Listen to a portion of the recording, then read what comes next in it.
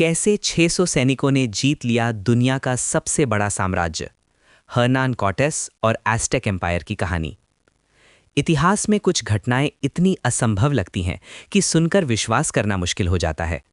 1519 में Hernan Cortes सिर्फ 600 सैनिकों और 16 घोड़ों के साथ दुनिया के सबसे शक्तिशाली साम्राज्य एज़टेक एम्पायर पर हमला करने निकले। सोचिए, क्या कोई आदमी इतने कम लोगों के साथ लाखों सैनिकों वाले साम्राज्य को जीत सकता है? आज हम आपको बताएंगे कि कैसे कॉर्टेस ने रणनीति, चालाकी और साहस से इतिहास बदल दिया। हर्नान कॉर्टेस का जन्म 1485 में स्पेन में हुआ। वो मामूली नवाब और सैनिक थे, लेकिन उनके अंदर महत्वाकांक्षा और साहस की कोई सीमा नहीं थी। उनका सपना था नई दुनिया में शक्ति, ख्याति और संपत्ति हासिल करना। उस समय अमेरिका यूरोपियों के लिए लार्जली अज्ञात था। मेक्सिको में था एज़टेक एम्पायर, जिसके एम्परर थे मोंटेजुमा। ये साम्राज्य शक्तिशाली, व्यवस्थित और विशाल था। राजधानी टेनोच्टित्लान में लगभग 2 लाख लोग रहते थे। बड़े मंदिर, महल और बहते हुए तालाब। कॉर्टेस ने केवल ताकत पर भरोसा नहीं किया, उन्होंने साहस, चालाकी और रणनीति को हथियार बनाया। 1519 में कॉर्टेस सिर्फ 600 सैनिकों और 16 घोड़ों के साथ वेराक्रूज तट पर उतरे। उनके सामने था लाखों का एज़टेक साम्राज्य। पहला सवाल जो हर सैनिक के दिमाग में था, क्या ये असंभव है? कॉर्टेस ने जवाब दिया, सिर्फ ताकत से नहीं बल्कि चालाकी और रणनीति से। उन्होंने तट पर उतरते ही छोटे छोटे समूह बनाकर गश्त, छिपकर निरीक्षण और स्थानीय जनजातियों के संपर्क शुरू किया। हर कदम पर उन्होंने कौन सा जनजाति, कौन सी कमजोरी पर हमला करना है योजना बनाई। कॉर्टेस ने समझ लिया कि सीधे युद्ध से जीतना असंभव है, तो उन्होंने एज़टेक के विरोधी जनजातियों को अपने पक्ष में लिया।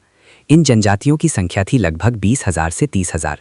अब कॉर्टेस का 600 सैनिकों का दल इन साथियों के साथ एक विशाल सेना बन गया। एज़टेक की सोच, हमने सोचा ये यूरोपीय कितने शक्तिशाली हो सकते हैं, पर उनका व्यवहार और घोड़ों का डर हमें घबराहट में डाल देता है।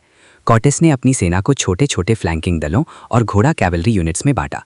हर लड़ाई में उन्होंने एज़टेक सेना को भ्रमित और तोड़ने के लिए तेजी से हमला और पीछे हटना लागू किया। अगर कॉर्टेस गलत निर्णय लेता तो उसका 600 सैनिकों वाला दल इस विशाल साम्राज्य में दबकर खत्म हो जाता।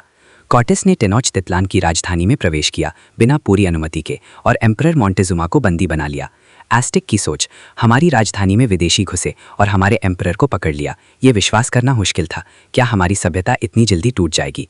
कॉर्टेस ने केवल तलवार से नहीं, राजनीति, डर और धार्मिक विश्वासों का फायदा उठाकर नियंत्रण किया।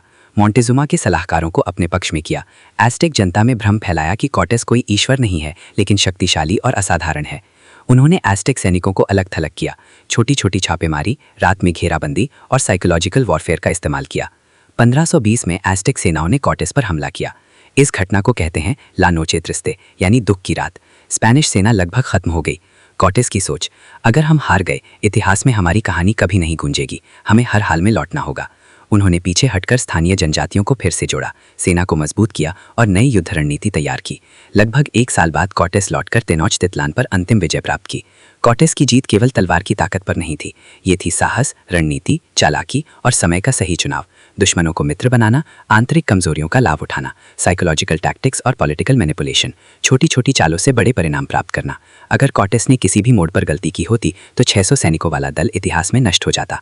इस कहानी से हमें सीख मिलती है, असंभव पर भी हमला करने का साहस, हर कदम की रणनीति और योजना, विरोधियों को अपने पक्ष में बदलने की कला, हार और संकट में धैर्य, अवसर और समय का सही प्रयोग। कॉर्टेस ने दिखाया कि केवल शक्ति नहीं बल्कि साहस, चालाकी और बुद्धिमत्ता इतिहास बदल सकती है। कॉर्टेस की कहानी ये सिखाती है कि असंभव भी संभव बन सकता है, अगर आप साहस, रणनीति और धैर्य के साथ कदम उठाएं। अगर आपको ये कहानी पसंद आई हो तो वीडियो को लाइक और चैनल को सब्सक्राइब जरूर करें और कमेंट में बताइए आप अगली बार किस ऐतिहासिक शख्सियत की कहानी सुनना चाहते हैं।